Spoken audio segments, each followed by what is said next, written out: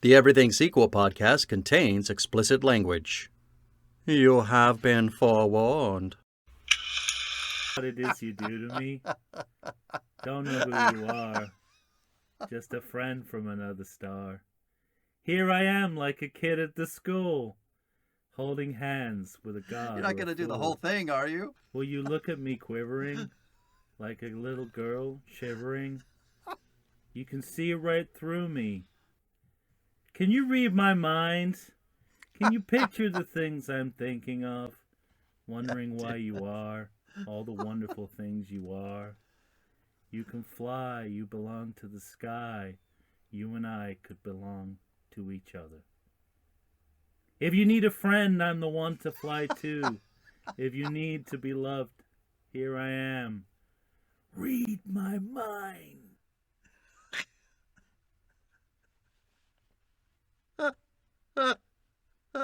Is that why you were so excited? Just off air, Tom had announced he was so excited to do this. It's a big part of it. Okay. The movie itself has some plot to play. Okay, good. That is, for those of you who understandably don't remember that moment from Superman the movie, that's the brief section of the movie that becomes a spoken word musical temporarily. So my favorite part of that, and I'm sorry to skip so far to the end of what we normally do, but because you always have a credit check for us. Yeah. And I noticed in the credits that is labeled as a song performed by Margot Kidder. And that was fantastic to me. Just the fact that it was labeled that way? Yes. Yes. That it was considered a song. In the same way that William Shatner produces songs. Yes, songs in scare quotes, right? I knew something was up as soon as I saw those musical theater clouds. You can see it coming a mile. We go from this gritty urban realism to fucking Brigadoon very quickly. Yeah. It's pretty ethereal up there. Yes, it is. It's Poltergeist 2, the other side up there. Yeah, very much. Here we are then. This is the inaugural episode, Tom. That's right. Of our bonus content for people, shelling out the greenbacks on our Patreon. That's right, yeah. And we're starting with Superman the movie, a 1978 film, actually definitely directed by Richard Donner. Although, again, once again, not to skip straight to the end, but the way that the Salkind brothers credit themselves at the end of this film, you can see his firing coming a mile away. Yeah, right. Yes. All right. Well, as many times as possible when we're doing this bonus content, we'll be talking kind of original movies and their reboots when we can, and it's great to have two movies linked. Yes. And if you're currently shelling out $5, may I suggest 10? Because then you'll be able to hear us talk about Man of Steel next. But we're dealing with Superman the movie. This movie, as I stated, directed by Richard Donner, 93% on Rotten Tomatoes. I think people know Richard Donner, Tom. Yes. He started a little series called The Omen. We're not there yet, but stay tuned. Yeah. We've got Goonies, the Lethal Weapon series, Scrooged, Maverick. Later in his career, 16 Blocks, I think, was the last movie he did, a movie with Bruce Willis. And unfortunately, he's tied to The Toy. For further information on that movie, well, listen to Project 1982. Yeah. To know what a mistake that was. But, I mean, the man was around for decades, and most of his filmography, I think people would argue, is a good filmography. And, he never really retired. He was in the process of making another Lethal Weapon movie when he died. which is now in the hands of Mel Gibson, God help us. Mel Gibson. Yes. So, for whatever that's worth. That's going to be one Catholic movie. Yes. I'd like to, the very first of those movies starts with Sergeant Murtaugh about to retire. Yeah. I'd like to know how they handle the close to 30-year gap. Well, since the last movie in which he still hadn't retired. I assume the entire movie's going to be about Murtaugh being crucified. Yeah. And halfway through a jaguar bites off his face. Those are the only Mel Gibson movies I've seen. And I love one of them. Not going to tell you which one, but I'm also not a Catholic, so you can probably guess. Fine. Superman the movie, budget of $55 million, opening weekend of just 7.4, but 134.4 in the USA, 300.4 in the world, and gave birth to our first set of sequels. That's right. And there were 3 of them. And I was reflecting upon this as I was watching it, that it's interesting that this series starts in 1978, gives you 3 sequels that go through to 1987. And it's not until really 1989 that you get Tim Burton's Batman. Mm-hmm. So for a good decade, it was just Superman and Superman only. Yeah, and also, a good 20 years before Spider-Man becomes right. A cinematic franchise. And there's so much in this movie about building a franchise from the ground up, and also taking, because Superman had existed in comic book form, in matinee serial form, in television form. So this isn't a sequel, but it's an adaptation. And you very much need to remember that while you're watching it, because there are aspects of this film that very much play out as if it is a sequel. Mm-hmm. But it's just that this is the first time we've done this on film. We've done it before on TV or in a comic book. And that's how this movie plays out. It's not well, and I think it's not the most original. Yeah, to start with in a series that we're calling original. And I think it's interesting when you take into consideration that this movie was made at a time when this didn't happen a lot, but this movie and its sequel were made at the same time. They filmed both movies at once. Yeah. I love also an ending credit that said, Superman 2 next year. Will return, will happen next year. Not quite. No. But the film is already making this series is already making promises it can't keep. Yeah, they fired someone and hired someone in between the time. But that was in scare quotes, so you could say that there was some foresight there that they didn't want to be held to that. True. Well, it's interesting you say that, because one of my first notes is that the first thing that this movie does is to set up its own sequel before it does anything else. It's minute 1. From minute 1, this thing is going to set up the villains of the second sequel, which I think is astounding. What's also astounding is that they've had this scene, which would have been perfect as the beginning scene for Superman 2, but they couldn't use it because Marlon Brando was in it and he didn't agree to return. And he was being an asshole.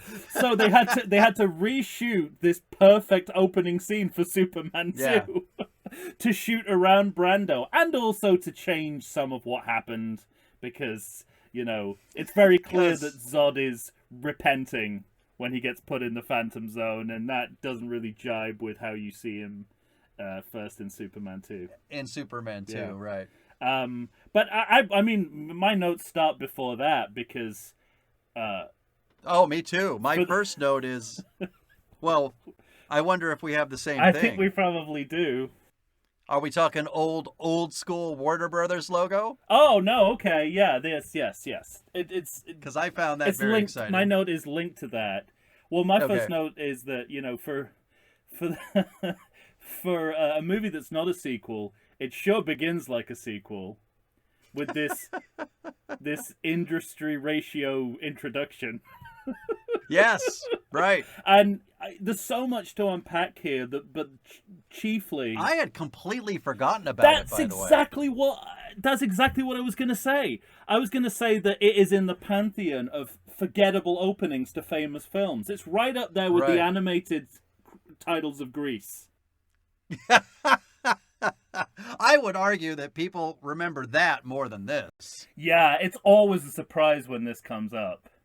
Yeah. And I think it is also part of, what cinema does as it develops technologically and the screen gets wider and more encompassing. They want to show it off a little bit, so they need something to compare it to. So that's why, only the center of the screen is being used, and then suddenly it expands. Yeah, right. And it goes into stereoscopic glory.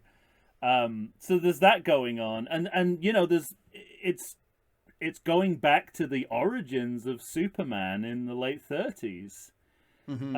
And to say that this series already has a history, which again is a very odd choice when you're the first Superman movie proper. Well, and I thought it was also interesting because one of the first things you see is literally a comic book, Action Comics. Yeah. Except you don't get the one that we all would think of. Yeah, that's true, right? Yeah. That would be there at the front, It's not the one with Superman lifting the car. So even that is a sequel. Yeah, right. We're not even starting with the original comic. Yeah. That's great. I love the fact that Superman is fourth billed in his own movie. I know. I have the same note. But it goes back to Marlon Brando.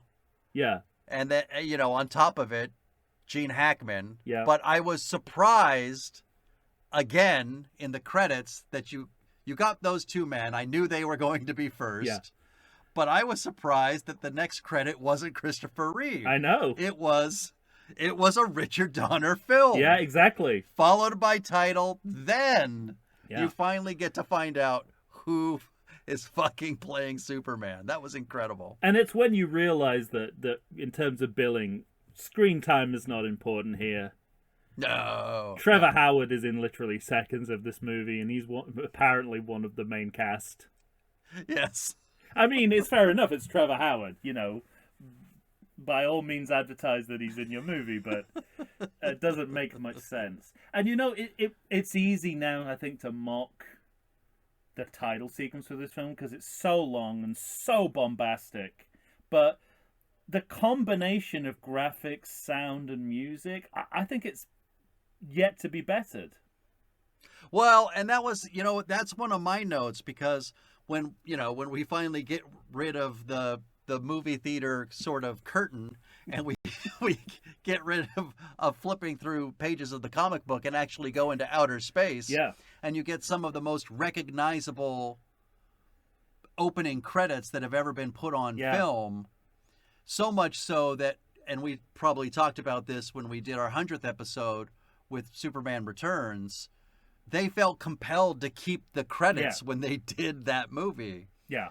And, to me, it's this and it's Star Wars, but Star Wars has also been fucked with by Lucas.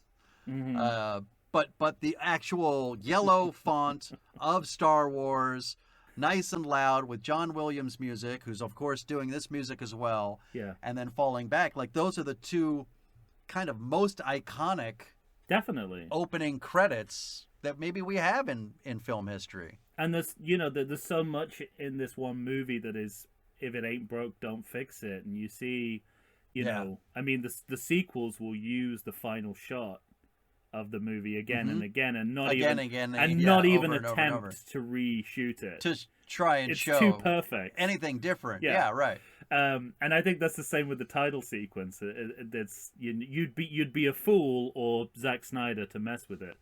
Yes, of course. And then, directly following that, we get the Krypton theme and then a zoom into the planet. And again, I think this is one of the most awe-inspiring openings to any film I've ever seen.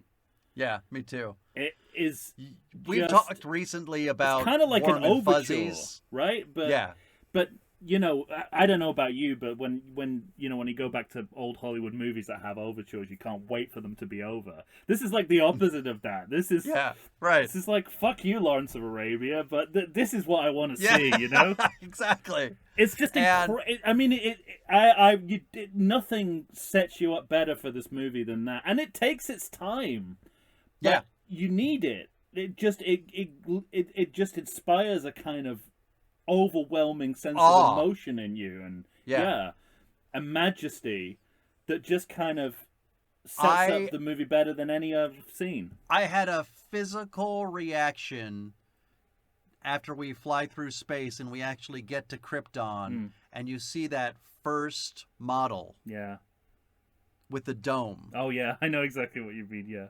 You know, and I had a physical reaction of just warmth and love and just, you know, everything that I love about movies was wrapped up into that one shot, and it made I was beaming Yeah. when I saw it, you know. Completely. And it's you know, it's no wonder that they reused it wholesale for Superman 2. Yeah. And that I'm probably, because I've seen this much less than the Superman.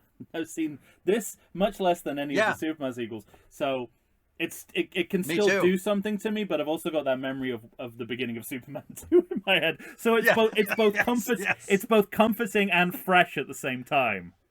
Yeah. Because, you know, I'm expecting it to go straight into Little Boy Penis, but thankfully Thankfully it goes into this astounding prologue, which is just, I mean, I think we said this when we did Superman 2, but this is Godfather for nerds, right? This is because it's Mario Puzo's co-writing it. Marlon Brando is the patriarch of the family. It's 1970s Hollywood. It begins with a father-son monologue, which is basically the scene from The Godfather between Michael and Don Corleone and Don Vito. And you know, it's literally heavenly. At that point, and of course, this is after they've set up the next film and the next we have the trial. Second things first, and then we go back to this movie. Yes. And I love set up the sequel first, and then the next thing you know, we cut to. Yeah. Hey, listen, our core's kind of fucked up. We gotta leave. It's time to go. And every time I see this scene now where Jor-El's talking to the Krypton elders, I think the same thing is that this theme of governments ignoring the potential for a global ecological disaster has not dated one bit since 1978. Nope. Not for a second. And it makes me think that you don't even need to go as far as Man of Steel did by adding on, you know, a birth crisis or environmental collapse or white power, like all that stuff that they layer on to make it seem contemporary. You don't need it. Yeah. It's this is always going to be true. Governments are always going to try and hide stuff from their people. Right. It's never going to go away. And then, you know, it's funny you say that too, because I remember thinking, I mean, obviously there's, you know, we'll have maybe a bit of back and forth between these two movies, but I think we talked in the Halloween series where, you know, a father starts talking about the glare that he got from the new Michael Myers kid that was walking along the street, and then the director chooses to show you all of that. Yeah. And I had said at the time, we kind of joked about the idea of, you know, everyone knows don't show, tell. Yeah, exactly. You know? Yeah. And but in film, it can work. And Definitely. You see the difference between this movie and what, you know, the next movie tries to do, because it's so effective to have Marlon Brando staring at Terrence Stamp and saying, "You've committed treason," and see what that does to Stamp and what it does to his cohorts, and then have them go fly off into the Phantom Zone, as opposed to seeing literally everything he does to be villainous. Well, yeah. In a 25-minute setup. Well, You just we'll have don't to need talk it. about that because I'm a big proponent of your memory, but your memory of how long we're on Krypton in Man of Steel is wrong, my friend. I know why you think what you think, but you're wrong. I'm not wrong. What are you talking about? We're on Krypton more in this movie than we are in Man of Steel. I'll admit this. I will What, say. you'll admit to time being a thing? What do you mean I'll admit to that? It's an empirical fact, Mike. I will say. I looked at that the time on each one. I know.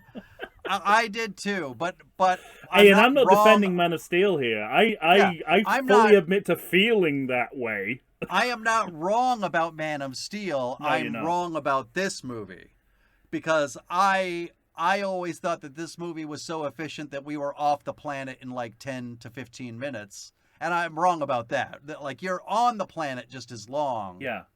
But what you're seeing is better. Oh my God, yes. I mean, don't get me wrong. Okay. But both movies are exactly the same length, and they leave Krypton about the same time. But Yeah. and something that just, again, there's so much simple stuff done well here. Mm-hmm. Even the idea of like, how do we show that they're an alien race? And sometimes it is as simple as couple of hula hoops. Yeah. Right? Like day glow, Mm-hmm. ultraviolet clothing,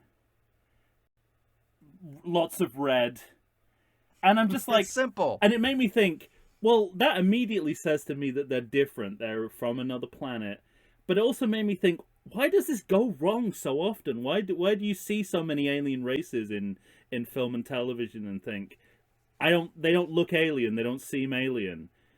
Sure. Right. Because it seems this makes it look very easy. So what I found interesting was that,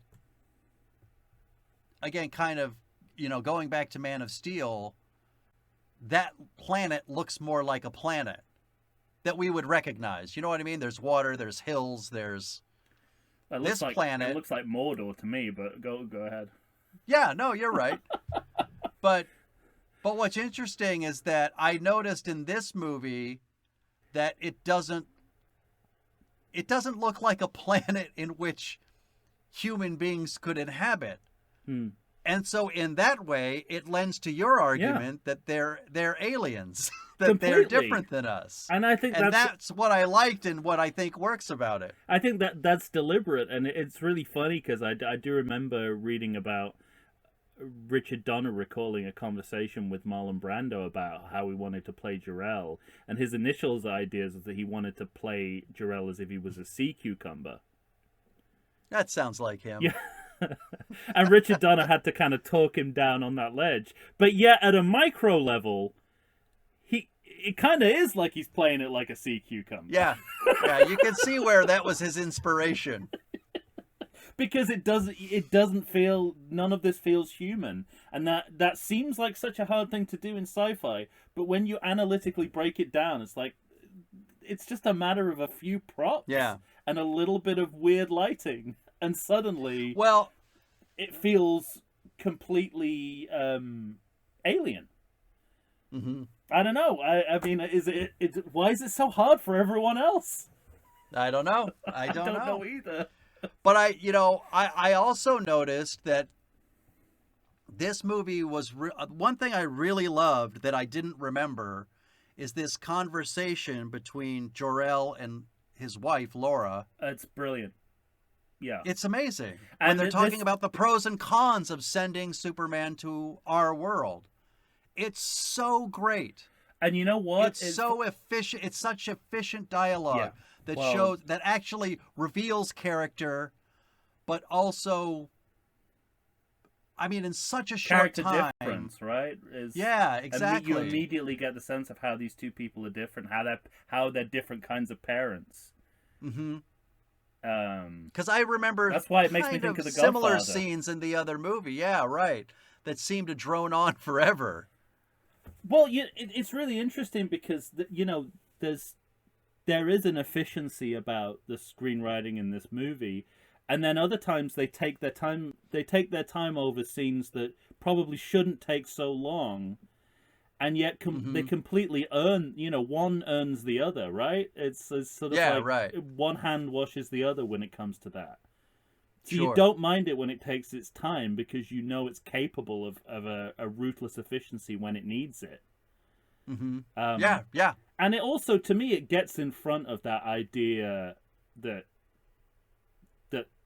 Superman, obviously, it wasn't the first choice to have Susanna York come back as Superman's mother and be the one who communicates to him. It was a rewrite following Brando's exit and Donna's exit. But to me, the idea that she's a weak alternative, this whole scene blows that because, in this situation that Superman's facing, that's definitely the person you want to talk to, right? She's the one who understands that dilemma. Because we see it here. She's talking about like he's going to be alone. He's going to be, he's going to be an outsider.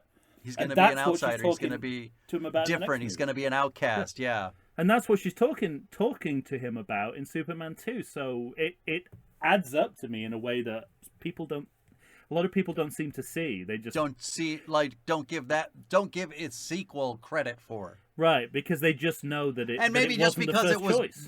Right, exactly, because it wasn't the first choice. I was but just it going to say. still works. And they're doing all the groundwork here. And while we're at it, they're always, every single scene in this film is seeding a franchise. Like nothing is just the scene itself. There's multiple movies in the wake of every scene in this film. Yeah, which is what makes it extra special, I think. Special, right? Yeah. Because you can see that vision throughout it. You can see that Donner had ideas. I mean, they're not all as overt as the very first scene that you see with the with General Zod, and it's not that overt always. Yeah. But it's always purposeful. Oh, completely. Yeah. There's no wasted time in this film. But it allows itself to take its time and justify the choice to do that when it needs to. For instance, I think we get to Earth faster than we do in the titles of Superman 2. I mean, it's the sequence of Superman flying to Earth in with a musical accompaniment that sounds like he's going through the asteroid field in The Empire Strikes Back. Yeah, of course. Again, John Williams has one score. John Williams. Dipping into that one score. But I'll push back on that because the main theme and it's not like criticism. The Otis music.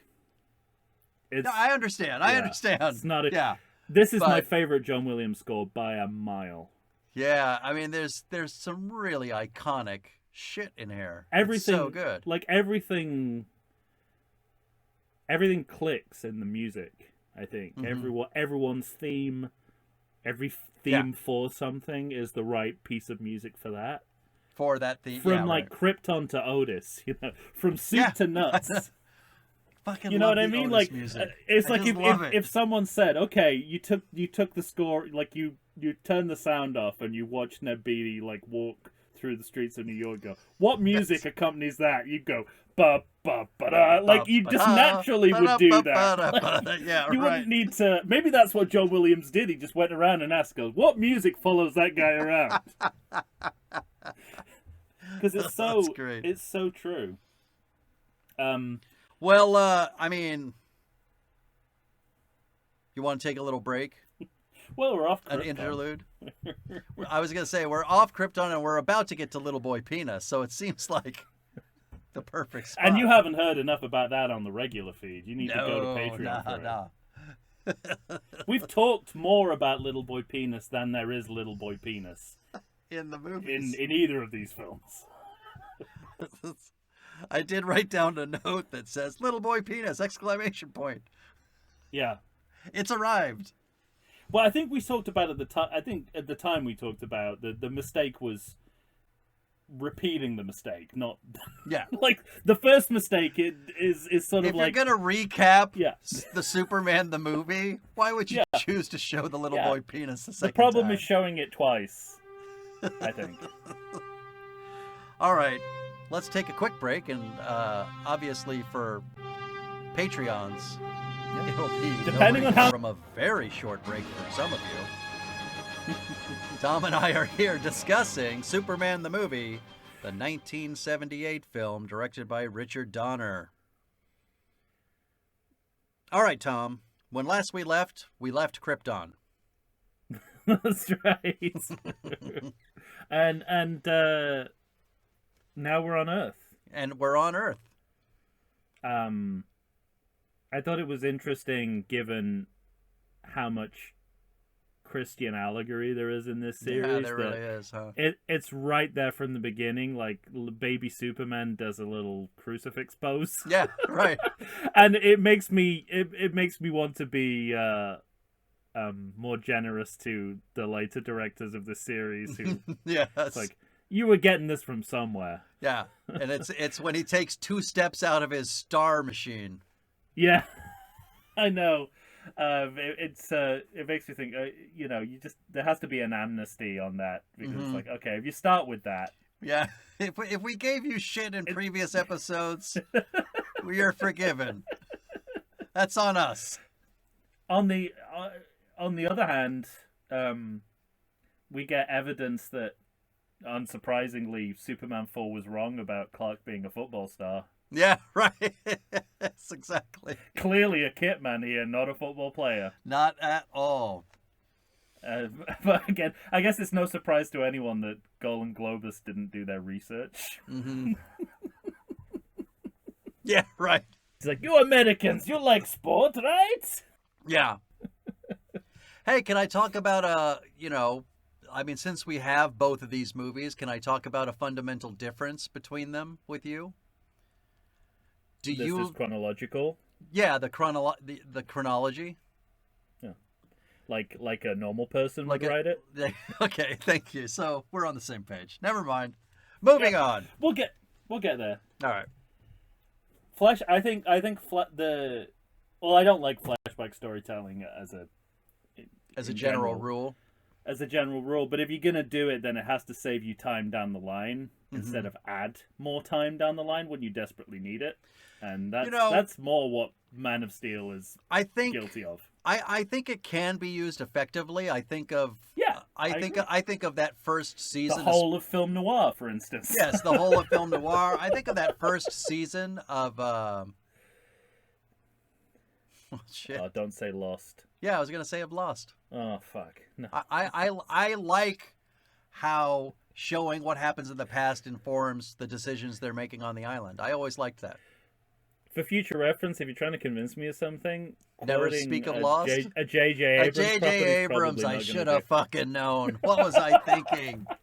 God damn it! Lost is one of his lesser sins, but still. All I said was the first season. Yeah, I agree. I think this is the right way to do it, and if you're gonna switch it up, make it work for you. Yeah. Make the story make more sense, not less. Not less sense. Thank you. Yeah. Yes. They get through so much life story so efficiently, and I think that's the model, whether it's chronological or not. That's the model for other films, and also and touching on things briefly enough to leave room for spin-off, right? Think about that early part of Clark's life, Kevin Smith's Clerk's life. Like we go through his relationship with Lana and Brad. Yeah. And so that's efficiency by definition. Yeah. And that's franchise building, because then we go back into that in Superman 3, and then there's a whole TV series about this part of Clark's life, and we haven't exhausted any of this material yet. But yet there's enough. They're planting the right seeds in the right places, right? Because when I saw this, I was like, oh yeah, of course we're going to go back to Lana at some point. Mm-hmm. And of course Brad's going to be in the middle of that. Yeah. And that's exactly what happens. And that's what happens. Yeah. And it's not even until the third movie in the franchise. Yeah.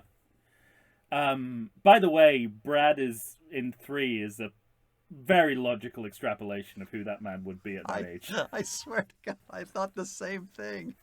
I thought the same exact thing. That was my note. Yeah. Even down to casting. Yeah, completely. You know? I mean, yeah, that guy is going to... I wish we could have gone through... I wish that we could have used the time machine so that we saw Brad as an old man and it was Dan O'Herlihy. So it went through this guy, Gavin O'Herlihy, and then Dan O'Herlihy. Right. Yes, of course. And I find it really interesting, and again, this is contrasting with Man of Steel, is that, like, both Superman's parents, adopted and natural, are completely idealized, and his relationship with them is completely idyllic. Mm-hmm. And that makes the tragedy greater. Yeah, right. Like the lack of dysfunction in their I mean, you can't really have a dysfunctional relationship with as a baby with a man, but you know what I mean. Like there's like everything that both sets of parents do is idealized, but I think it really helps the movie because you feel and that absence. Yes, and I don't know. Maybe I'm being unfair. I don't think I am being unfair. Fuck it. I don't care. You know, when I look at that Man of Steel movie, I kept thinking there seems to be a lot of millennial angst writing in that movie. And it's just a wrinkle, right? It doesn't change anything. It doesn't change anything. And it's not doing anything to make the movie more interesting. I mean, you compare side by side the scenes of Glenn Ford as Mr. Kent, and Kevin Costner in Man of Steel, and you cinematically couldn't get two scenes that were filmed differently. Right. And this here, the strength of this is this one unbroken tracking shot of the two of them talking. Oh, the emphasis is on the words and the acting, and it's absolutely beautiful. And it's great. I mean, it's it so brings me to tears good every time. Yeah. I have the same note where, well, I think I told you off air that I watched one of these movies first, and it was the one that I knew I was not going to like quite as much. Yeah. And so when I came to this movie and saw that scene, and like you, I'm the same way. I have seen all of the sequels of the Superman movies far more than I've seen this movie. Yeah. And I am certain that I saw this movie in the theater, but I don't have a strong memory of it. Right. And not like the strong memory I have, because I would have been really young, but I have a stronger memory of seeing Star Wars the year before. Okay. You know? Yeah. And I mean, so, but to your point, when I saw that scene, it kind of took my breath away as to how done it is. It's so good. And, you know, his death and then the cemetery scene afterwards, there's more going on here than just these people, right? It's like, it feels like Hollywood itself is dying. Yeah. It's like an elegy, because you have that incredible crane shot of the cemetery, like going up from the cemetery. Like, and it looks so 1940s. And the landscape looks like I was getting Western. Some Citizen Kane vibes. Yeah, and Glenn, obviously, I mean, it's no coincidence, right? It's Glenn Ford in the ground. Yeah. And, I think there is this sense of, like, Hollywood's great stars are passing, the studio era is over. Like, I think that's all tied up in here. That's what it makes me think of. And some of those vistas that Richard Donner does, I don't know if he gets credit for this, but it's like, worthy of John Ford, some of these shots. I mean, I don't think John Ford would have put a Cheerio box in the foreground of the shot, but I have the same note. We talked a lot when we talked about Superman 2 and the product placement, and I was like, "Oh, Cheerios, Timex." There's a real game. It started here. It started here, yeah. Yeah. But there's a real game of one-upmanship when it comes to product placement in the series. Right. And it's one of the ways in which I wish we'd followed it, like, chronologically. Because in the next movie, he's smashing into things like the sides of Marlboro trucks and into Coca-Cola lighted signs in Times Square. Exactly. Yeah. And then, you know, it's like a reverse Western because Clark goes north. Mm-hmm. He's in the West and he goes north. And you know it sets up one of the most recurring locations of the franchise, which is the Fortress of Solitude that's created by these crystals, of which it turns out, at least in Superman 4, he has an unlimited supply of. But definitely seems like there's one of them here. Yeah, because it was interesting because you watch Marlon Brando lay all these crystals and then the very important green crystal in the starship. But it seems to be the only one that matters is the green crystal, which is the one calling to him in the bottom of the barn when he realizes he must go north. Oh, but you know, logically there could be others. So maybe we need to give Superman 4 Christopher Reeve a break. Maybe. But I was gonna say it seemed to me that the only one he brought was the green crystal. Yeah. But maybe it gave birth If you found visual evidence that Superman 4 is a better movie, right. I'm going to jump on that. Oh, I know. I love Brando's floating head. Mm-hmm. I mean, it was a gift to that Richard Donner cut of Superman 2 that he digitized his face before dying. Right. I mean, what luck. You've already put this into motion, this idea of Brando's floating head, and there's a whole digital program that's just Brando's face. Sure. Doing stuff, like recording all his mannerisms, so you can recreate that without the actor being alive. It's incredible. I mean, you know, that's the luckiest thing that's ever happened in cinema. That's great. And we get another time lapse at this point. Well, yes, and again, it's the attitude of like, let's do passage of time efficiently, but interestingly. Like, yeah. We're watching something happen, and we're really getting through the years. It's very impressive. But it has a great payoff too, because with this, we talked in the past with say the Spider-Man movies. Mm-hmm. They had to wait a long time for effects to come to a place where Spider-Man could move throughout the city in a believable way. Yeah. And we are so early in 1978. We're talking literally Christopher Reeve on wires. But at the end of this sequence in which he's learning from his father, and then you have Superman in the suit, and he leaves whatever it is, the ice shelf, inside the Fortress of Solitude to start flying.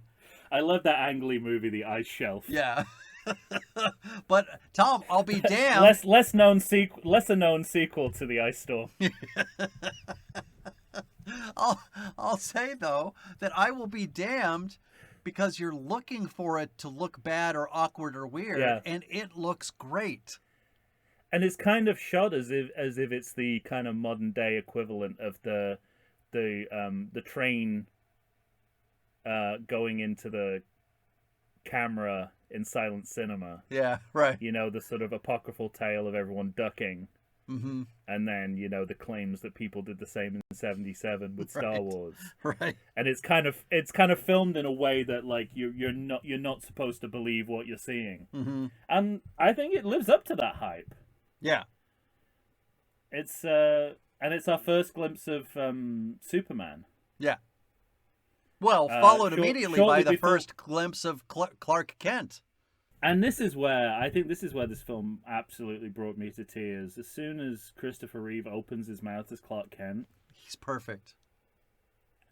I mean, there's nobody that is ever going to do it. No, justice. That's what makes me sad. Yeah. When he opens his mouth, it makes me cry because, first of all, I think about, what a tragic end to his life the actor had.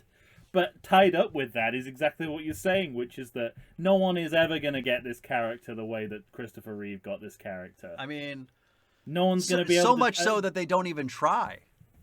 But Well, yeah, I was gonna say that they even with that they've lowered the bar. Yeah. But I can't imagine what it must have been like in '78, where you had no idea who this guy was. Right. Yeah. Exactly. Yeah.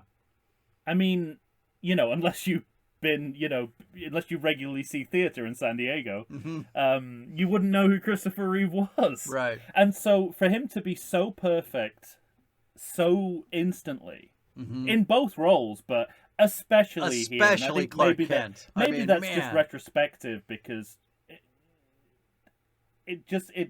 when he's playing Clark Kent, it all makes sense. The character all makes sense, and it's never made sense since. Yeah, exactly. And I guess, there are not many missteps in this movie, but I think probably one of the missteps is that they didn't just let Christopher Reeve play Clark Kent from the get-go. They got this poor kid and dubbed him with Christopher Reeve's voice. And made him wear a fake. Yeah, that felt unfair. Made him wear a fake nose, and I mean that's very nitpicky, but it's if you could go back in time and retrofit him into those scenes with Glenn Ford, I mean it would be literally a perfect movie. Yeah. It's really interesting that Jimmy's the one who introduces us to The Office. Yeah, right. I noticed that. In terms of this series, it's like the movies in this series that know how important Jimmy is as a character. This, Superman 3, and Supergirl are the only ones that know quite how important Jimmy Olsen is to this franchise. He doesn't matter anywhere else. Those movies get it. And I love, obviously we're in the Daily Planet section of the film. Right. And I mean, we're going to get Jackie Cooper.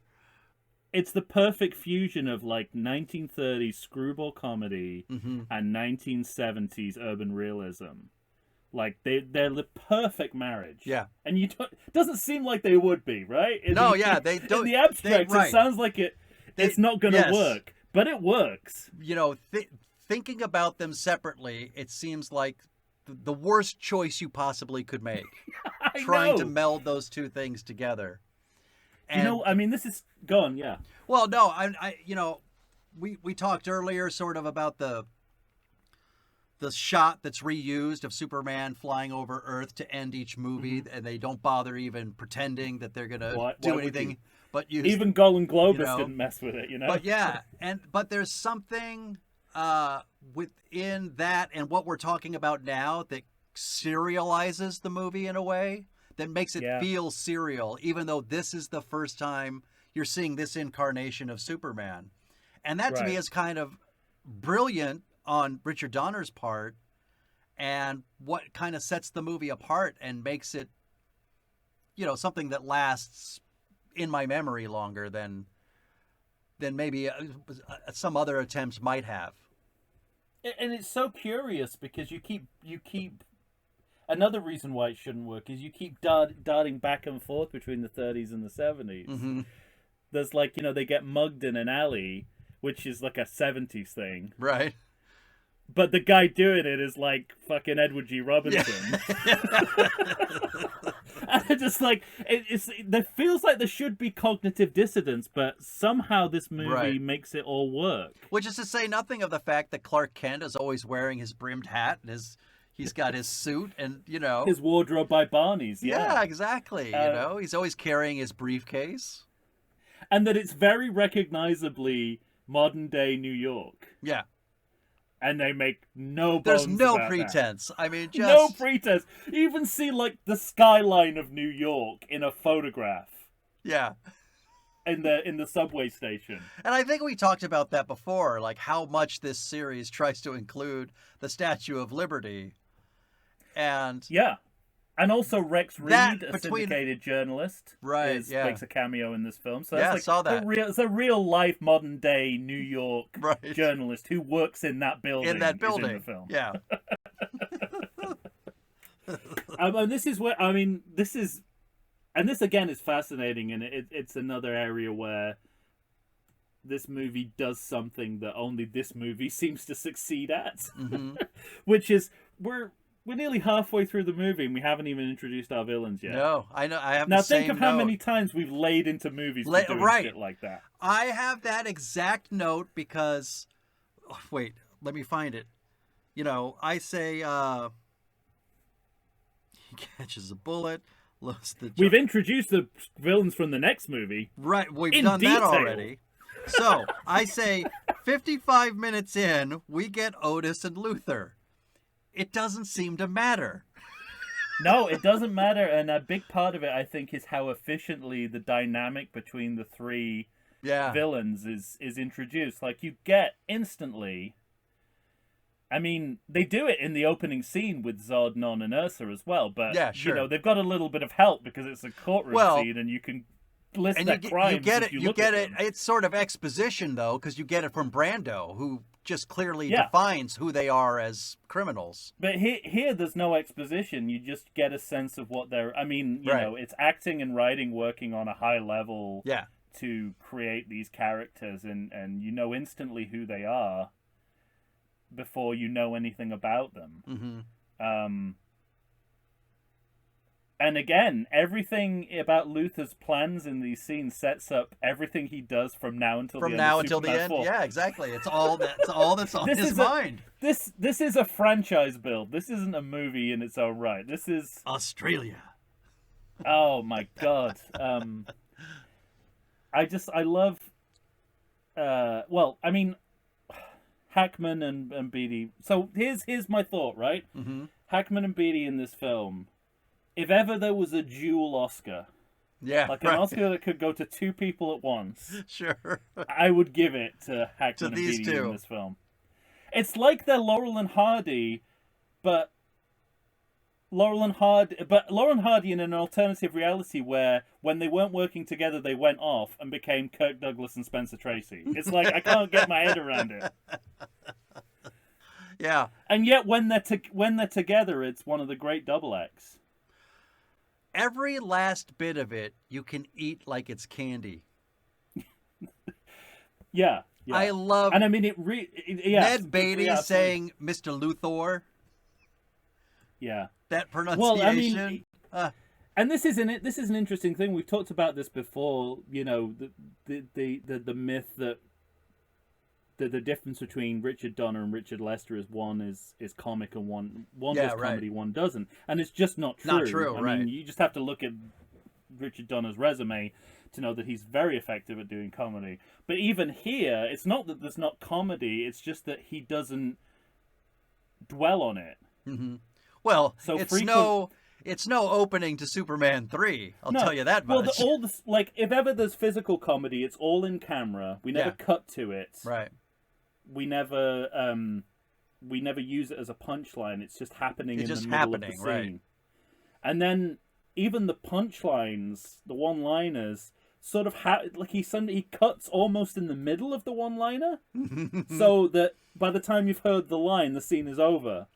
Again, I would be like, that's terrible comedy filmmaking. And yet, here with these actors, it's perfectly... It's amazing, yeah. Yeah, I had the same thought when Ned Beatty as Otis brings Lex Luthor his robe.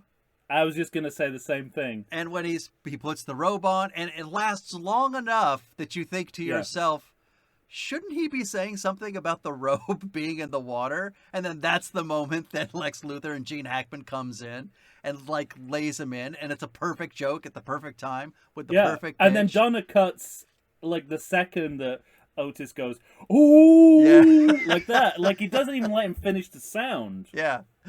So I think that's the difference between them. We know from the other films that we've seen that Richard Lester would make the comedy the centerpiece of the scene, and Donner is, because there's a ton of slapstick that happens in this movie. I mean, Christopher Reeve is basically a clown, right? He's he's like, again, it's like he's Bill Irwin and Gary Cooper at the same time. At the same time. When he catches that bullet, you spoke of the robbery earlier.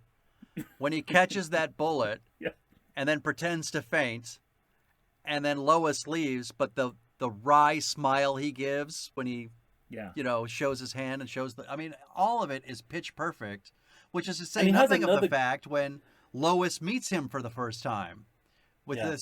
this. Well, I think we're here now. The chopper accident. Well, this was fascinating to me. This was a real revelation because we're in the peak era of disaster films Yeah, right. in the late 70s. So this film is not only like launching a new franchise and taking this superhero from the But it's 30s borrowing. but it's borrowing from the movies around it that are popular at the moment. Yeah. And it's when you think about what are the kind of key films in the disaster genre, you've got Earthquake, The Towering Inferno, the Airport series, Poseidon. and you look Poseidon at it's like Adventure. what Poseidon 2, Yeah. starring Gene Hackman, Yeah. and you're like, well, what disasters do we see in this movie? An Earthquake. a skyscraper, Skyscraper. and a plane. Yeah, exactly. So it's no accident. But it was a revelation to me that like that's what it's drawing on. Well, And of course, no 1970s film set in an urban milieu would be complete without at least one pimp. Yeah, I know.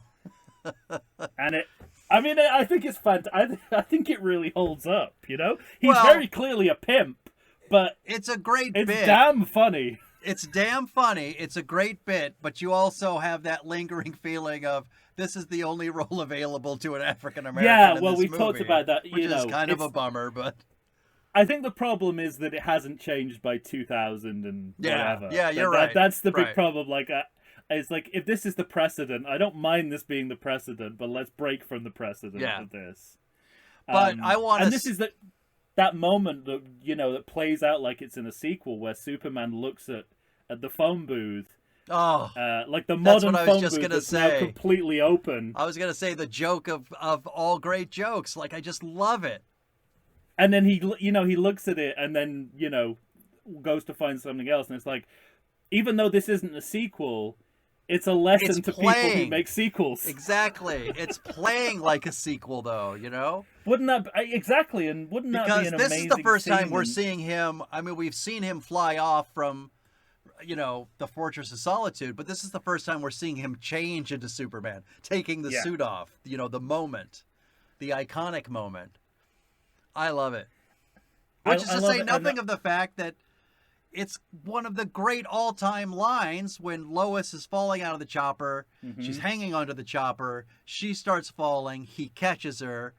And he has the great line of, "Don't worry, ma'am, I've got you." And she says, You've got me. Who's got you?" Yeah. One of the all-time greatest introduction from one character to another lines that there's ever been. Everything about it just makes me smile and happy. It's got all of that, and it's also fairly meta as well Mm-hmm. because it's making the audience aware that these are like new effects that we haven't seen before. Like they're Yeah. literally the characters on screen cannot believe it's happening, Mm-hmm. and we're supposed to feel the same.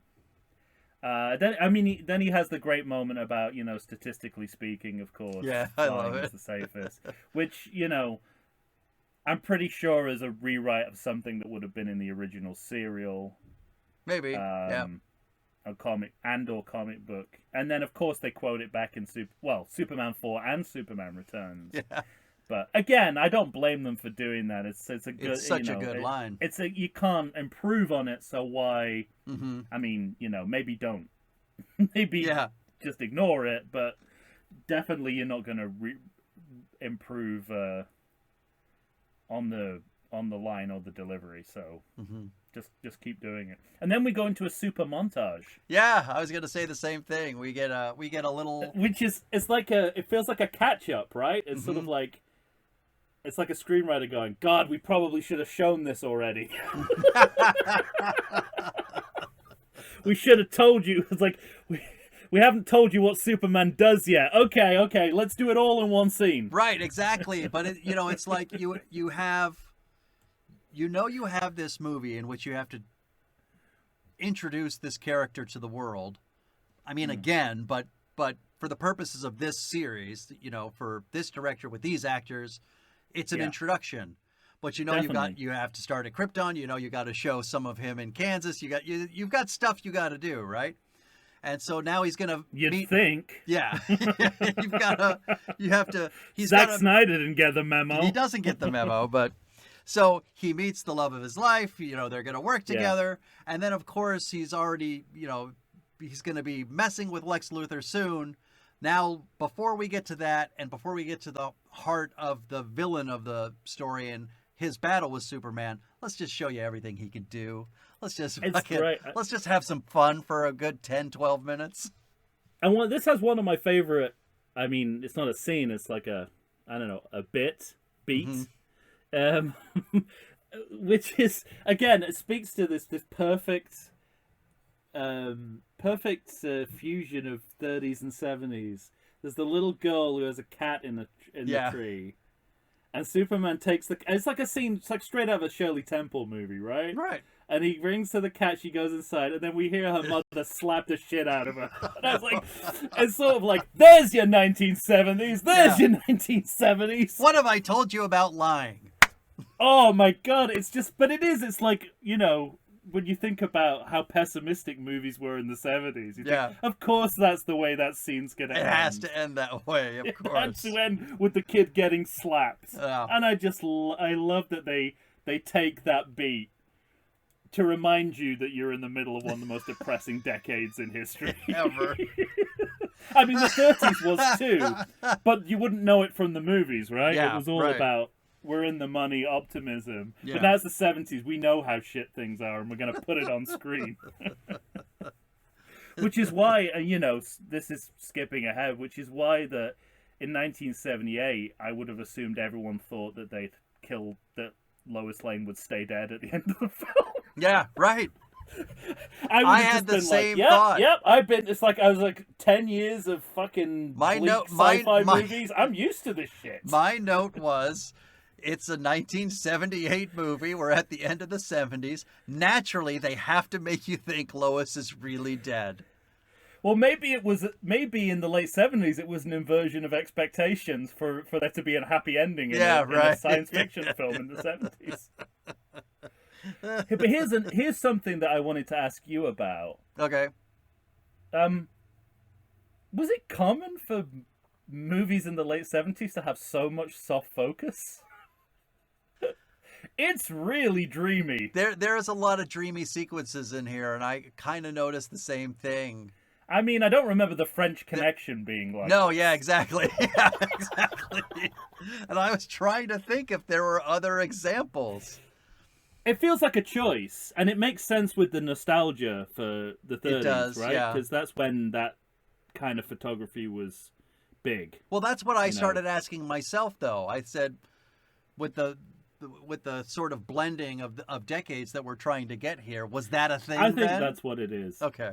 But I just, sometimes sometimes you get these weird fads for certain things, and I was just trying to make sure we weren't in some weird, like 3D, it's like, are we in that period where everyone's doing soft focus? Right. But then I thought about the films around it, and I was like, no, I don't. No, not a lot of that. I don't remember quite so much soft focus in Serpico. Or the Deer Hunter.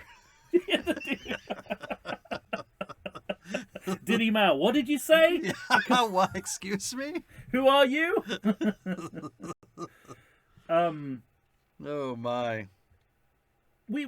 I think when we did Superman 2, we talked about like things that hardcore Superman fans don't like about the film series, and I think one of them is that although he later reveals himself to be bald, that Luthor isn't bald until the very end of the movie.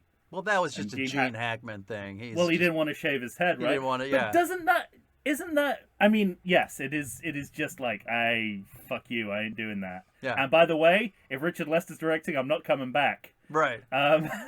But weirdly, I know that it's just laziness, but weirdly, doesn't that tell you more about Lex Luthor? Yes, right. That he doesn't go around with a bald head. Uh-huh. And then there's an insecurity there. There's an insecurity and a vanity that tells you more about the character than having him bald in every scene would. Right. And then you don't get the fun with the amazing wigs. Oh, I love it when The Otis. ambulance driver wig, I think, is my favorite Gene Hackman look ever. And he's just a little. He's just Luther, but he's a little more camp when he's got that wig on. And I think that's, like, he's adjusting to the wig. You know, his acting is adjusting to the wig. He's finding the character through the wig.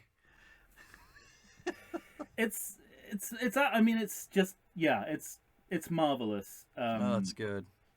And then next I've got the interview scene, which I think is a screenwriting masterstroke, right? We've not met Superman yet. We've met Clark Kent.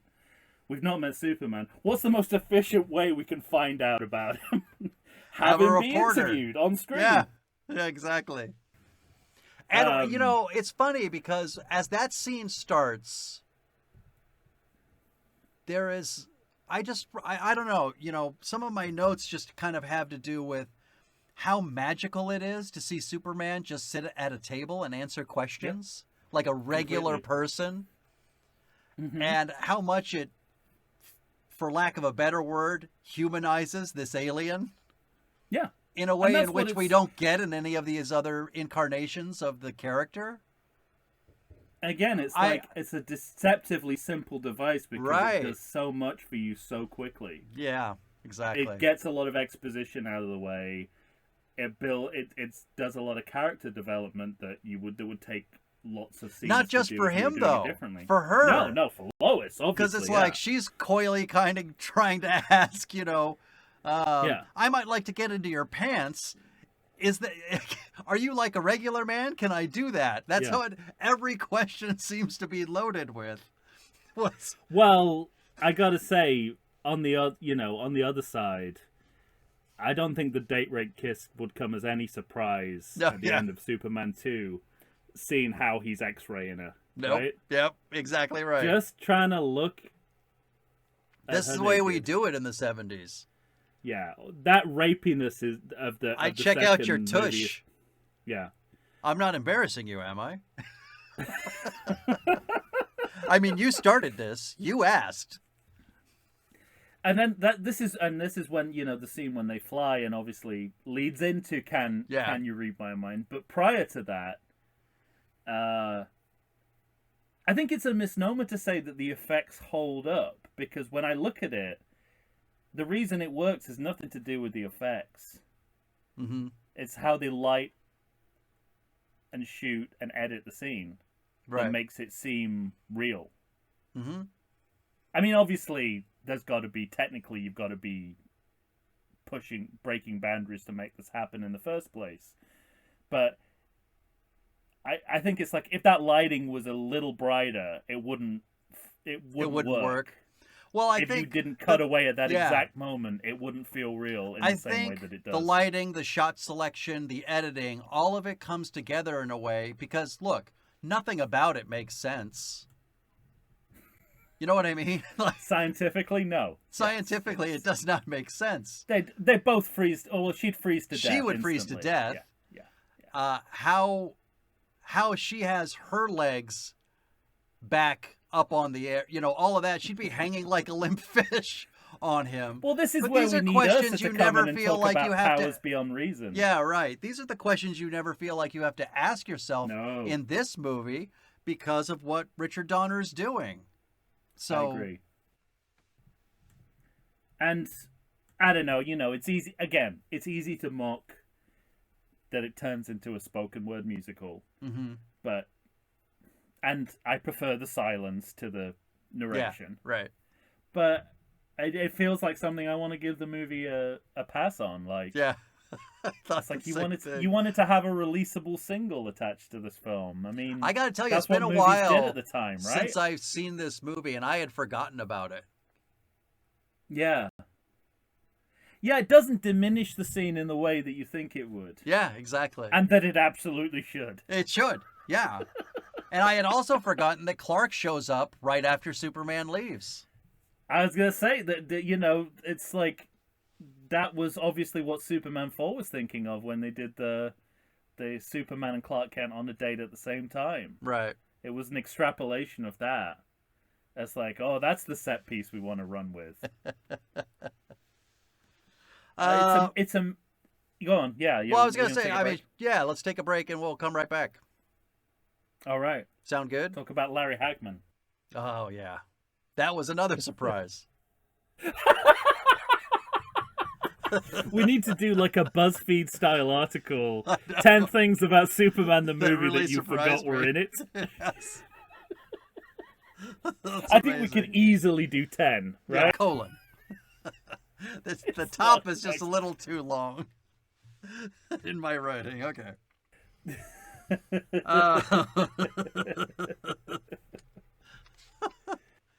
So now, You're just excited Go ahead. you're excited about it. yes, absolutely. Like everything else in this movie. Yeah. It's I guess the one question I have for you, I love this scene, which is where I'm at now, where Lex Luthor kind of figures out about the kryptonite. Yeah. And again, tons of Seems slapstick pretty going easy, on, though, but doesn't it? You wouldn't know it. You know, it's like Yeah. played pretty close to the chest. Mm-hmm. It's phenomenal. I can't. But what's amazing to me, and I was going to say this before the break, is that given that this and Superman 2 were filmed back to back, it's pretty poor that we have the same joke of stepping on Otis's hand on the ladder. And Like, yeah, those are the kind of things that when you film two movies back to back, you should immediately eliminate, right? That kind of repetition. Mm-hmm. They must have known when they were filming it, because remember, Gene Hackman didn't even come back when they were reshooting Yeah, Superman right.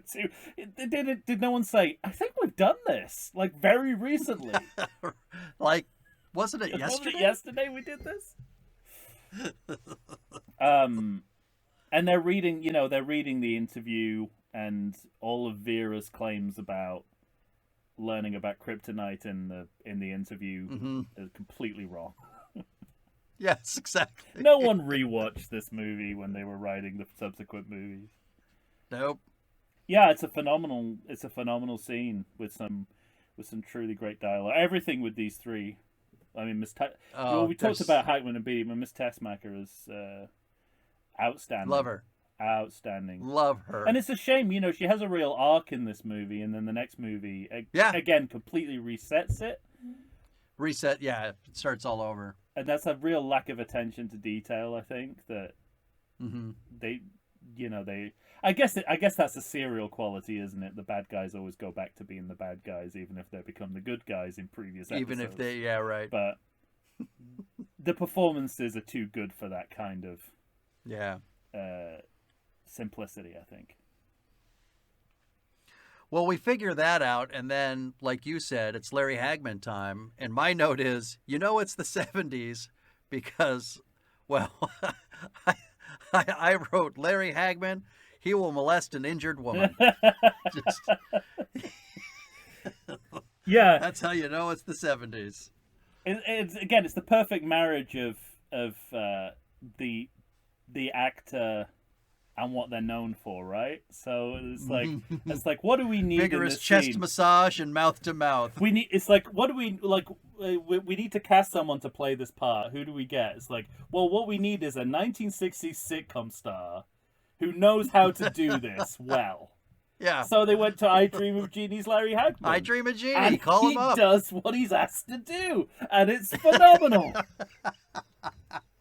Also, I don't know, like all the missile shenanigans, like the fact Right. that Superman 4 has so many of these, it's just like Luthor It's needs pretty funny. another plan. I have that note. Yeah, exactly. Something that doesn't involve missiles. I wrote down, it's funny that I had forgotten that his original plan involved missiles. You'd think that what I wrote, you'd think that Superman 4, The Quest for Peace, would have remembered that. But of course, they double down on the Lex audio channel by making it Lex TV in Superman 4. Mhm. Big difference. That's true. It's not the same set That's piece at great. all. It takes so long to steal these missiles. It's Yeah. like in an otherwise efficient movie that literally... It's a tiny restacking, isn't it? I mean, it depends on these three actors to make it worthy of the amount of screen time we're spending on it. Right. And they don't let you down. I mean, they don't fuck that up. That's true. Literally, my favorite moment of acting between Hackman and Beatty is when they're both wrestling each other. When Otis is trying to read the notes he made on his arm. Yeah. There's something about that moment that gets me every time. I think again it's because like Donna puts it right at the end of the scene and it cuts on it. So it sort of ends in the chaos, and that chaos is what's funny about it.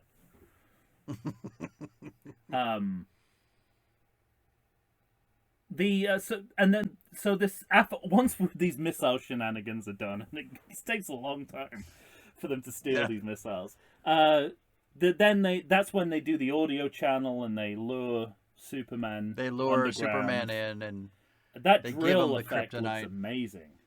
It's so good, and isn't I it? bet it's really simple. I bet it's just trick photography. I don't think it's like cutting edge. I mean, I don't. When I look at it, I think like it looks really good, but it doesn't look like they needed anything that they wouldn't have had in like 1945 to do it. Right? Yeah, right, exactly. It's just filmmaking. Yeah. And it makes me wonder why people don't use those kind of photographic effects now, because they look so good. Mm-hmm. Well, I mean, you're right, and we're right, but I think there's a certain group of people that don't realize we're right. Yeah. I mean, they had rotoscoping in the 30s, you know? It's not new technology. It's about how you use it. Yeah.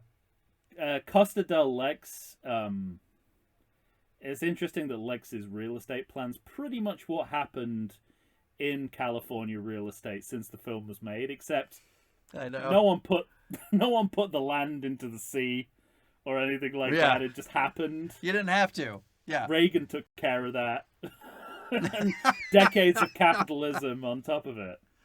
Sure. Oh, and something that I haven't mentioned so far is the Superman Repertory Company, which is in full force from the very beginning.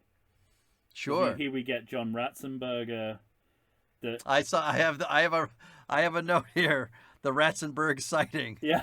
I felt the same. I think it was my same note. Yeah, it was my same note from The Empire Strikes Back. You know. Well, that's the other thing, that it is a Pinewood kind of. Yeah, right. Or like a British studio system. I mean, I just love seeing the same handful of British under fives and extras. Sure.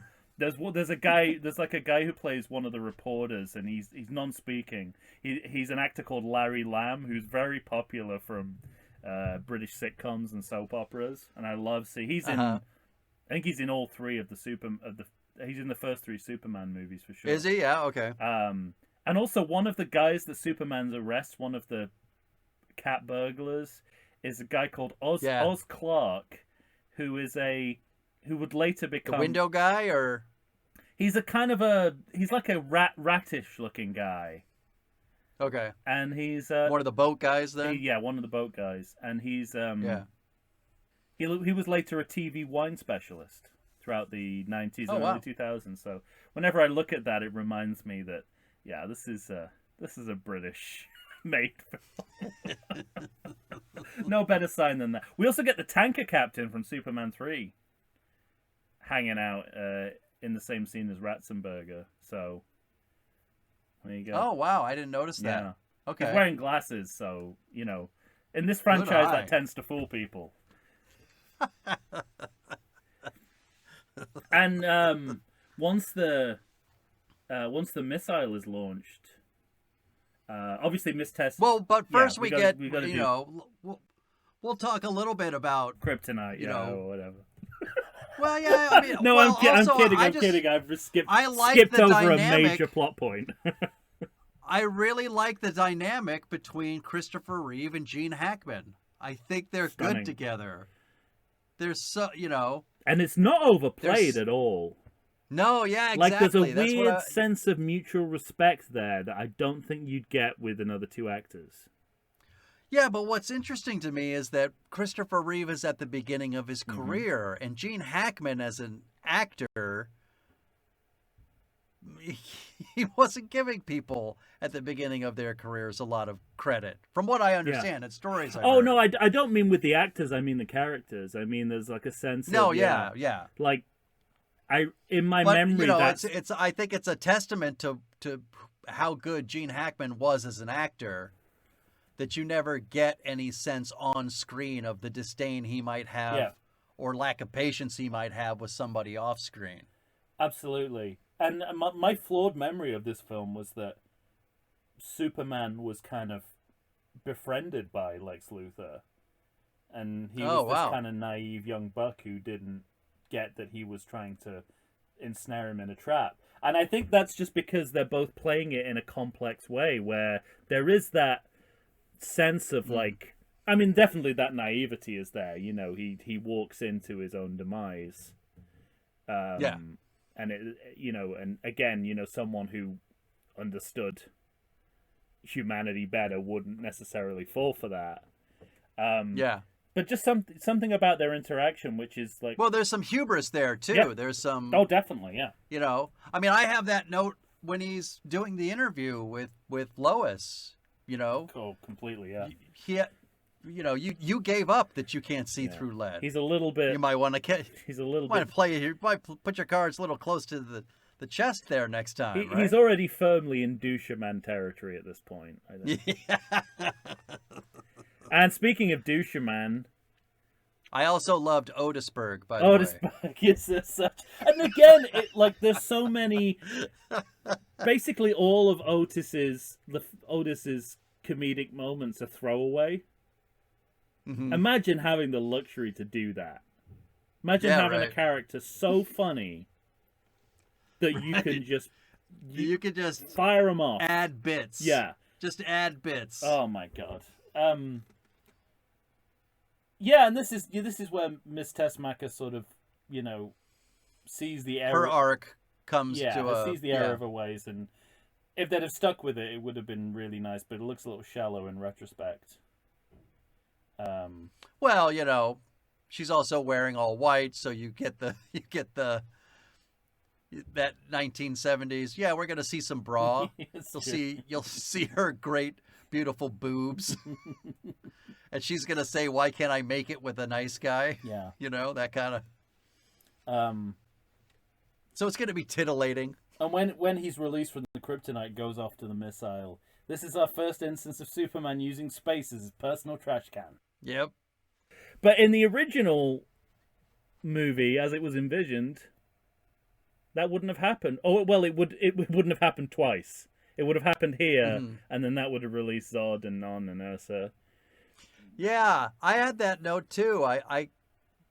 I couldn't remember. Yeah, that was what was supposed From to the happen. second movie, if I had read something, I my note was, why isn't this the thing that releases them Well, it from was. their prison It absolutely was, and then they changed it to the to the elevator? the elevator on the Eiffel Tower, which has a bomb in it made from a car radio, which is the Yeah, it doesn't sound as powerful as this nuclear weapon, does it?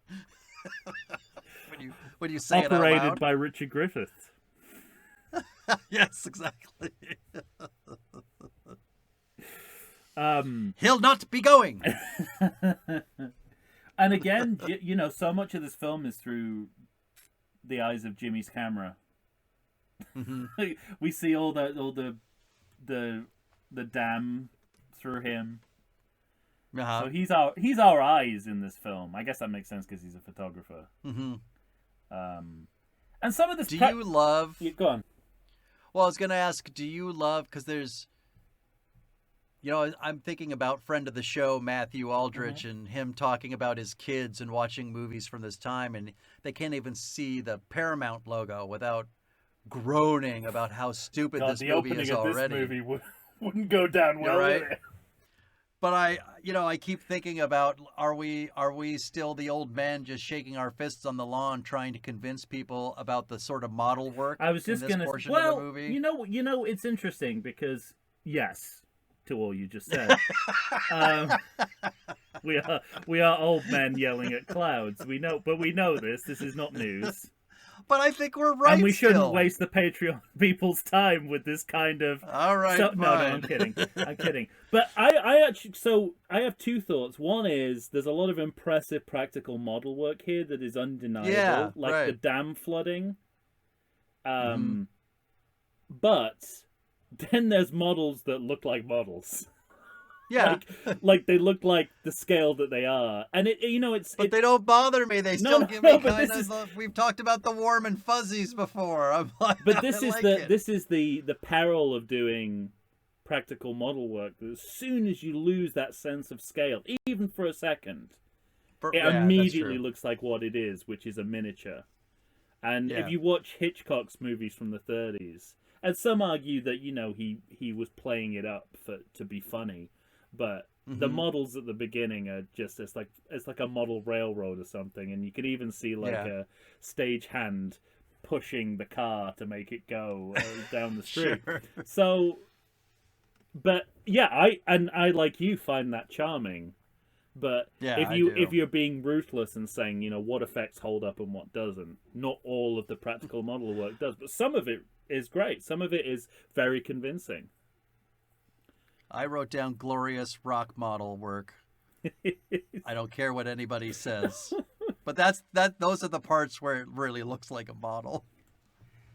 It really is. Yeah. You're like, how far away is the camera supposed to be from this? I know. So Lois dies, and because it's a 70s movie, you think that that's the end of the film. You think it's But going to then we end get- with Superman crying into space, and then just Yeah. this electronic distortion as we zoom away from the planet. But no, there's a final twist in the works. One that also Right. irritates the fuck out of hardcore Superman fans. Right? This is the turning back time. Well, and Jor-El. His face is going to show up in the clouds and say, "Knock it off! What the hell do you think you're doing?" Well, and then that's interesting because where does that play in the Christian analogy? It's like, Yeah. in Christianity, God wasn't going, no, don't resurrect the dead. Right. He was a big part of it. Yeah. What do you think about it in general? It's a topic of controversy for. I have thoughts, but what do you think? I always just remember thinking, when I first saw the movie, that's what happened. Like they made that choice. It's just what happened. Like Mike. It was a simpler time, wasn't it? I remember. Yeah, going, exactly. I remember going to films and TV shows as well. Like I'd watch an episode of The Time Tunnel and I'd be like, "Great, no questions." Right. Why do they get their clothes back So, by the beginning of the I next think- episode? I don't know. I don't Yeah, care. right. It's just what happened. I think the problem they run into and why you can give this movie shit is, why wouldn't you do that whenever something doesn't go your way? You know what I mean? So Yeah. there's never a discussion or any kind of talk about what that might do to planet Earth. Like, you can only get away with it once, Yeah. and then you start fucking some shit up in the core or some, I don't know. Some yeah. science-y stuff. It occurs to me But- that it's a much more egregious extra superpower than anything that Superman does in Superman 2 that everyone hates. Like, Yeah, compared right. to him throwing his symbol and appearing in different places simultaneously, and the date rape kiss, I'm like, this is more outlandish than that. You know what else was funny to me when I watched this movie? Superman 2, when he's creating doubles of himself, Yeah. and he looks at Lois and says, "We used to play this game when I was a kid." And I thought, where? Yeah. When? In Kansas? What are you talking about? Mhm. Who did you play this game with? Because I don't think you had time to play it on Krypton. No. There was that could potentially mean that there was even more little boy penis. Yeah, right. Right. I think it's I Showing mean, yeah, up all over the place. that's it. Look, it doesn't bump me the way it bumps some people, but I think Yeah, it I doesn't- think it both doesn't our drive me comments nuts. are valid, but Yeah. doesn't ruin the movie as it does for people. For some No, people. yeah, exactly. It's interesting that Lois. But I can make a character argument for it in the sense of this alien has found the love of his life on planet Earth, and he'll do anything for her, including that. Yeah. So that makes sense. Yeah, he's making good on Cher's promise. Yeah, right. Cher was not brave enough to go through with it. He is. Yes. I love that Lois nearly figures it out that he's Clark Kent, and then Do you? second guesses. It seemed like a pretty big leap of logic to me. Well, it felt like another moment where they were setting up the sequel, right? Because yeah, it at does. the beginning of Superman 2, at the beginning of Superman 2, she's already suspicious. Mm-hmm. And so it feels like we plant the seed here and then we follow it up in the next. But at this point in the movie, with how much she's seen him, Yeah. she could say that about anybody except Jimmy. You know what I mean? She could say the same. She could say Perry White is never here. I feel it's a good counterpoint to people who make the classic 1980s stand-up joke of how you just put on a pair of glasses and you're Clark Kent, you go from Superman to Clark Kent. Not just that though, Tom. The part. Yeah. The part in the and hair. The fact that sides. the fact that as played by Christopher Reeve, he's a completely different human being. Yeah, that's what true. sells it. That helps. And then Luthor and Otis are carried to prison, where it is revealed that Lex Luthor is in fact bald. Is actually bald. And then again, it's like working as if it's a serial, because this is exactly where and how we find them in the next film. Mm-hmm. So they're clearly already thinking of this as an ongoing story. Well, yeah. But I also noticed one thing that doesn't age well is when he's talking to the warden and he says, we're both on the same team here. And you think about all the bad stories you've heard about evil wardens. And doesn't he say something about everybody... young boys? Or is that in Superman 4? I don't think it's here. Okay. I know what it is. It's Lenny in Superman 4. Yeah, okay. He takes him to Boys Town and says something that's vaguely pedophilic. But that doesn't happen here. But I love, I think, like, to me, when Luthor pulls off his wig, it's as an important a moment as like the first time we see Superman change or the first time we see him fly. Like, I feel the same way. It's sort of like, but added to the fact that it's like an inversion of that, because everyone knows he's bald by this point, right? We've seen the wigs, we've seen all the wigs sitting in his changing room and throughout the movie. But the idea is like, he's just not willing to admit it to himself. Mm-hmm. I think, again, it's like, you don't have to go overboard with the darkness of the character to make them interesting. They're already a villain. No, yeah. Just throw some, and I think they do. And I was surprised how many times he actually is killing people in this movie. Yeah. Oh well, that cop gets his ass handed to him. Yeah, big time. That's not a nice death. That's going back to that. It's a great moment where they're chasing Otis through the subway station. It's like these two recognizably 1970s cop chasing this 1930s stereotype through the subway station. Yeah. Yeah, and then that's all they have apart from Superman looking into the camera at the end of the film and flying off, as he always will. The sign off, yeah. Basically. Now, I have some questions for you, but first, do you have a credit check? Yes, I do. Luckily, we've gone through some of it because it is lengthy. But these are lengthy credits. It's a good... I actually have a credit note. Okay, go ahead. It always seems that everything is divided into Team USA and Team Canada. because racism. They'll label... Yeah, they label something, a particular department. Yes. And then that department has some USA people and some Canada people. Well, what you're saying speaks to one of my credit checks, which is Okay. the way this movie has crediting problems. Okay, they haven't figured out how to do it. It's so fragmented. The cast. Yes, I noticed. Yes. The cast are divided every which way by billing, appearance, locations. Yeah. This movie is not sure how it wants to credit it's the people involved. It's pretty schizophrenic. And when it gets to the, so it decides suddenly that it wants to do it by location, and then it says prison, and it's just one actor. It's like you can see the crediting method backfiring in real time. Backfiring in real time. So because they don't right. make just that choice, because they also make well, maybe it is still, because I was thinking of the night, the sort of montage night. Yeah.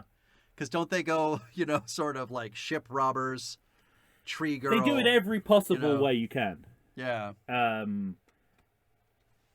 Well, my first credit check, second unit director, a certain John Glenn, director of all the James Bond movies of the 1980s. Yep, still talking about James Bond, but this time you gotta pay for it. You got it in at the end. 7 minutes of credits with 3 act breaks. I don't think I'm too off the mark thinking this is long for 1978. Mm-hmm. And the credits are basically a film within themselves. Right. Stunt coordinator Alf Joint. Now, this is either Alf Joint. Is it like a Spike Lee joint? No. Is that just his name? Well, Alf is his name, and yeah, Alf is either. Well, that's another. I hadn't even thought of that connection.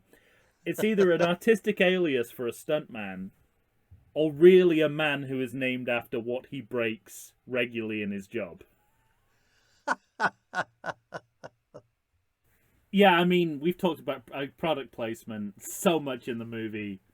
Oh, yeah. Down to Clark Kent's wardrobe being supplied by Barney's.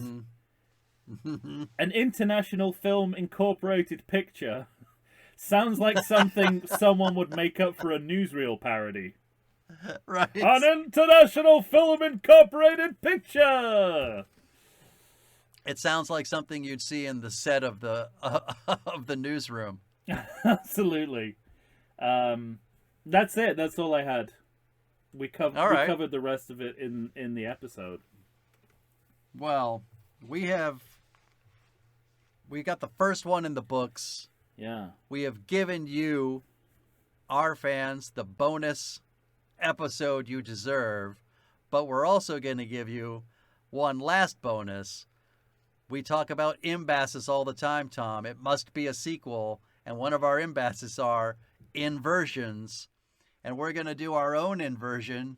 Instead at the beginning of the episode, we'll talk at the end. Yeah. I'll ask you first. I think we both know the answer. Is this a good movie? This is like the bizarro world of our podcast, isn't it? Yeah, exactly. Oh, I mean, it's beyond. What an apt moniker for this particular movie. It's a beyond a good movie. I mean, it's a near perfect movie. Really, there's one or two things I'd change, and that is it. It is just. It's weird for me because having seen the sequels more than this, it still surprises. Well, obviously, there's a bunch of things I didn't remember were in it, but it still surprises me and catches me off guard in a way that films I've seen more of don't. So part of it might be that euphoria, but I get I have a visceral emotional reaction to certain scenes, and I think the whole thing hangs together better than any other Superman movie that I've seen. Well, that leads me to my second question, and I think I already know the answer for you, which is, we did our ranking with the Superman series. You went 3, 2, 4. I went 2, 3, 4. As you are fond of reminding me, yes. Yes, sir. Is this movie better than Superman 3. What a loaded question. I mean, how can it not be? Now the way I you're see talking why you about it? suggested doing the original movies. It was all for this payoff for you, wasn't it? Yes. Of course it's better than Superman 3. I mean, I'm not that brain damaged. All right.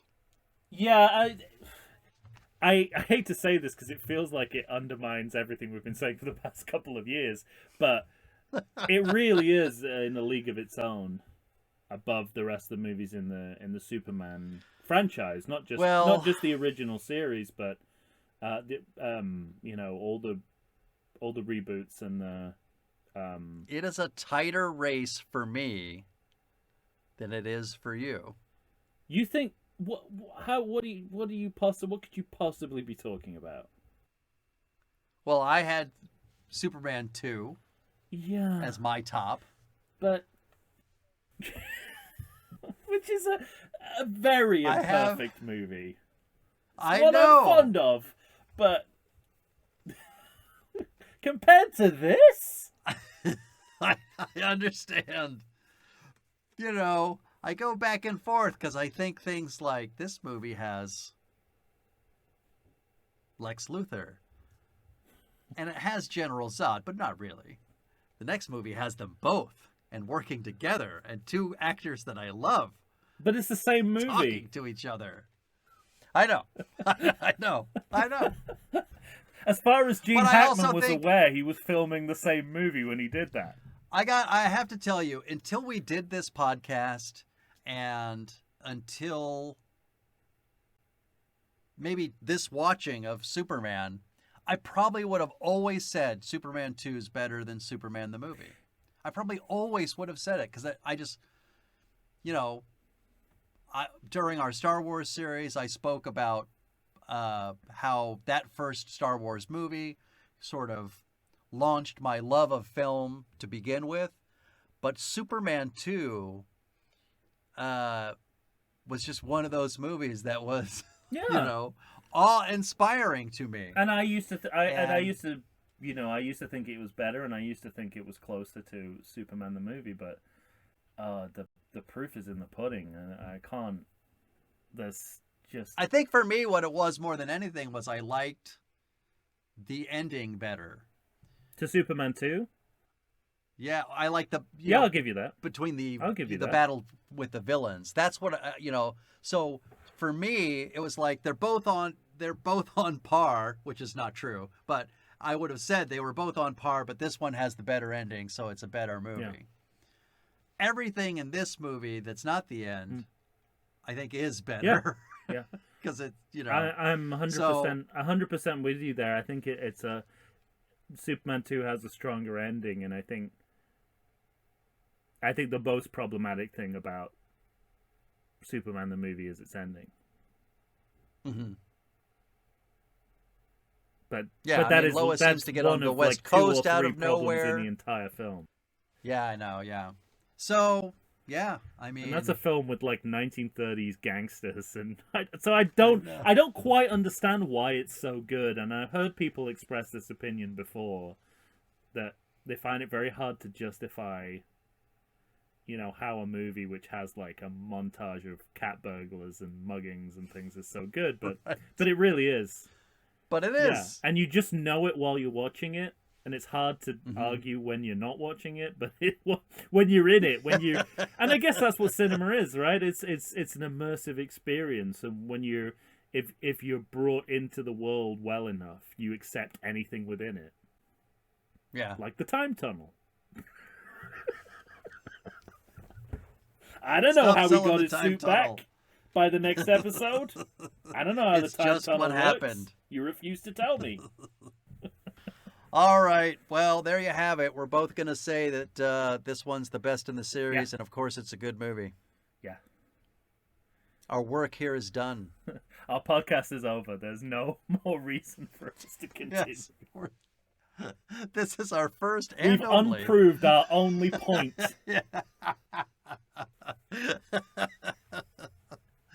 All right, ladies and gentlemen. Well, if you're paying $10 a month, stay tuned because we're going to be talking Man of Steel. We'll unravel something else that we said earlier. Yeah, I'll say. All right, that's it for this, our inaugural episode for the superfans. For Tom Stewart of Lonesome Whistle Productions, Michael Shantz here of the How Dare You Awards. Stay tuned, you bonus five more dollar people. Say goodbye to the good people, Tom. Are we going to Addis Ababa, Mr. Luthor?